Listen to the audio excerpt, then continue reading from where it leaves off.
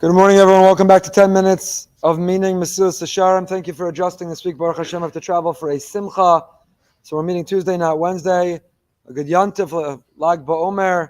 The light of Rav Shimon Bar Yochai should illuminate the world. Emir Hashem for all of us. I want to thank our generous anonymous sponsor, sponsoring 10 minutes of meaning, Zecher Nishmas, Alter Shlomo Ben Pinchas. We are on the 22nd chapter of Mesillas Yesharim. We've been learning about the midah of anivos, the quality of humility, and how when one runs after kavod, if you pursue honor, honor runs away from you. If you run away from honor, then honor pursues you. A person has to be humble, both in our personality, our perspective, our attitude, our thoughts, humble in our posture, the way we walk, the way we carry ourselves, our expectations, our sense of entitlement, humble in the way that we speak, and humble in the way that we treat others.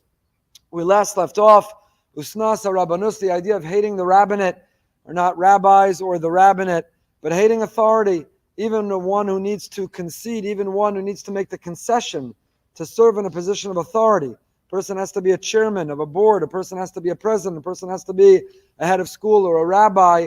One should embrace the opportunity to serve, but have disdain for the honor that comes with it.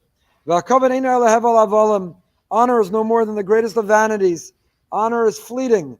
If you start to believe the hype, if you believe what people are saying, take what you do seriously, don't take who you are, don't take what they say too seriously. If a person actually believes the hype, if you accept the honor, if you somehow have your ego inflated, if you get some kind of a high from the honor, the likes, the follows, the posts, the tweets, the comments, then it's going to distract you and it's going to entirely remove you from your world, the world of an equilibrium, the world of mental happiness, and the world of what you're meant to be doing. And a person who really understands the vanity of honor, a person who understands how fleeting it is, a person who understands how depleting it is, a person who understands how distracting it is from what needs to get done, will in fact be repulsed by honor. Will never lean into it, will never believe it, will never pursue it, will never want it. And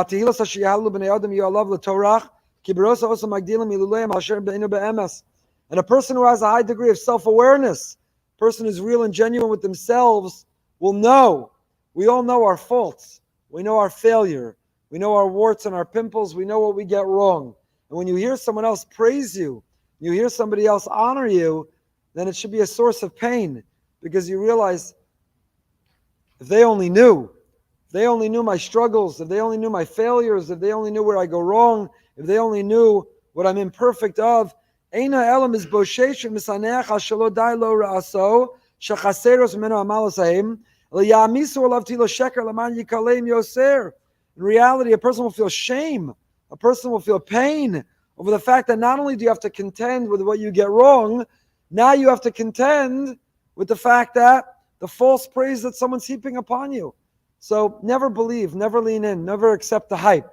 Take what you do seriously. Don't take your title or yourself too seriously. We know our shortcomings and our failures. We know our struggles. And therefore, it should be a source of shame. If somebody heaps praise or honor upon you, you should push it away. It's not true. You don't know. If you only knew, none of us are worthy of what they say. The fourth aspect to honor, writes the Ramchal, is how we respect other people.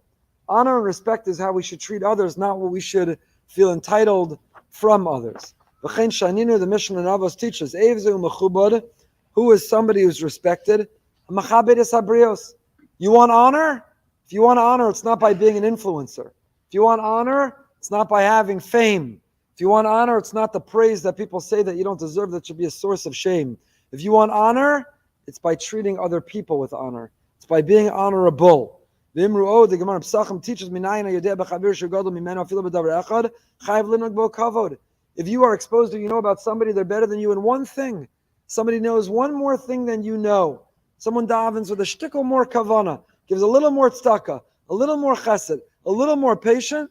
You should honor them. Chayiv linog bo kavod. Who are you? You think you're such a gracious person because you have the title, you have the seat of authority, you have a bigger name, you have more fame. You're a gornish. You're nothing. If people only knew your struggles and your challenges, you should feel a sense of shame. And when you're exposed, when you see someone who's a little bit better, has a little bit more in any area than you, give them kavod. Who Who is the person who in fact deserves honor? Is Machabedis Abrios, is the person who honors others, treats everybody with respect. I once read about a surgeon who had the most popular residency. Everyone tried to get into their residency post-medical school.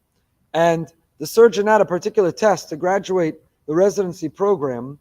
At the end, eventually they caught on. But he'd ask one simple question. It wasn't about a medical technique. It wasn't about medical knowledge, medical know-how. He would ask, what's the name of the custodian who comes into the operating room to clean up after you when you're done? Surgery can be messy. It's bloody gauze, there's equipment, there's instruments, the floor can be dirty, the room needs to be sterilized. What's the name of the custodian, the janitor, the person who comes in to clean up after you? That's the lesson. That was the message to graduate his residency program in surgery. All the know-how, all the technique, obviously critically important. But after all your time in residency, somebody cleaned up after you. You, fancy surgeon. You, high-profile surgeon. You surgeon who think you're saving lives and saving the world. Do you even know the name of the person who comes in all the time to clean up after you? Machabedis Abrios. Machabedis Abrios. We have a lot of scholars and residents, Baruch Hashem, we have Rosh Yeshiva, we have great people who come. What's impressive is not the shir they give in front of a packed house. What's impressive is if you ever see the way they walk by and they treat others.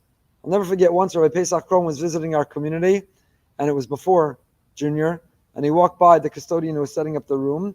We were walking, and he said, 1 second. And he went backwards, he went over, and he said, I'm visiting speaker. Thank you so much for all that you did to set up the room and clean up the room. I really appreciate it. My name is Pesach. What's your name? And I remember watching. There was no one else in the room. There was no camera. He had no way of knowing I would ever see or notice or tell that story. But you learn everything about someone when the lights are off, the camera's off. How do you treat the custodian who cleans up after you? How do you treat the help staff, the flight attendant, the housekeeper? How do you treat the custodian in shul? Do you know their name, the security guard? Are you Machabedis Abrios? It doesn't say Machabedis Yisrael. It doesn't say do you honor and thank the Yidden, the Jew. It says Habrios. Every creation of Hashem, every human being. Those who need it the most because they feel the most invisible and inconsequential. Do you know their name? Do you stop and say thank you? Not just the Yidden, not just every Jew. Machabedis Abrios. Mishnah Nava says, "Makdim shalom kol adam." Be first to say hello to every person. Tell the story. I can't imagine he would want the story told as if it's exceptional.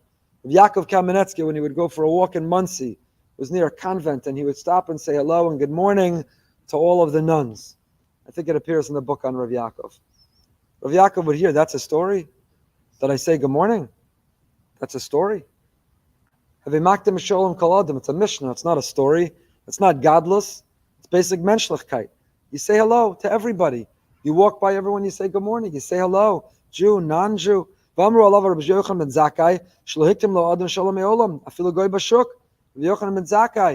who walked by, he had a smile and a positive demeanor and a happy disposition. He said good morning to everybody he saw. Say please, say thank you, hold the door. These are basic derech eretz and menschlichkeit, common sense, not so common and not so basic today. With everything else that we teach, and we should, Liman Torah on the highest levels. How about the basics? Rav Yochanan ben Zakkai wasn't too great to say hello to the goy bashuk. You go to town center mall, you're picking something up at the supermarket. Do you know the checkout person? Do you say thank you? Please, are you on your phone? You didn't even notice them. You stuck your credit card in the machine. You walked out. You never made eye contact. You never said thank you. You never said good afternoon. Go even greater. Read the names. Use their name. It's good enough for Rav Yochanan ben Zakkai. Good enough for Yaakov Kamenetsky. Good enough for the Chazal and Pirkei Avos. Should be more than good enough for us. That's a person that you honor. You don't honor the person who packs the house with the biggest crowd, who has the most fame and fortune, is the biggest influencer. You know you honor the person who says please and thank you, holds the door, who's kind and courteous. The person is Machabedis Abrios. You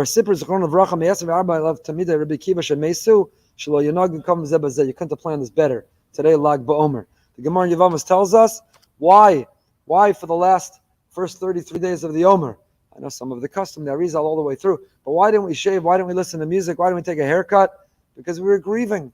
24,000 funerals, 24,000 espedim, 24,000 shiva calls. What caused that pandemic? Lo nagu kavod zeh bezeh. Because they didn't have basic common courtesy. Not because they didn't receive honor, they didn't give honor. They didn't treat honorably other people around them. They didn't treat honorably the people around them. So that is what anivas is all about. You want to know who's humble? It's not the person who tells you how humble they are. That's not humility. You want to know who's humble? Watch the way they behave when the lights and the camera and the internet connection are off. Who are they offline? How do they behave? Who do they thank? Do they have common courtesy? Do they treat other people with honor? That's who is deserving of honor. 9:30 Parsha Perspectives this morning. Double Parsha for the price of one. Bahar Bechukosai. Tomorrow night behind the Bima. Have a good Yontif of Lag BaOmer. Stay happy, stay healthy, stay holy.